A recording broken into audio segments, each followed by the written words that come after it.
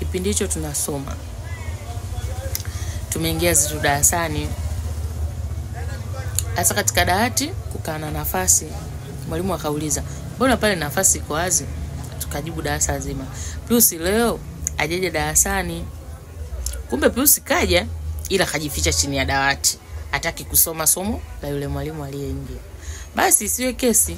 Mwalimu akaanza kufundisha darasani, anafundisha. Pius katoka chini ya dawati, kaokota tunda ya ubuyu. Kampiga nayo mwalimu ya kichwa. Mwalimu akageuka chap. Pius akaingia uvunguni ya dawati.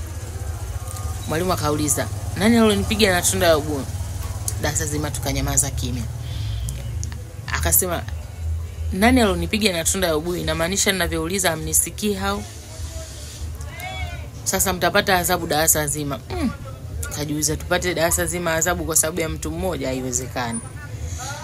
Nimeuliza, "Nani kanipiga na tunda ya ubuyu?" Tukajibu tena darasa zima, "Pius huyo." Mwalimu akasema, "Nyi wajinga nini? Si mmesema Pius hajaje darasani na nafasi yake si ile iko wazi?" Tukaangaliana. Tukasema so kweli. Hatuwezi kupigwa darasa zima kwa sababu ya mtu mmoja.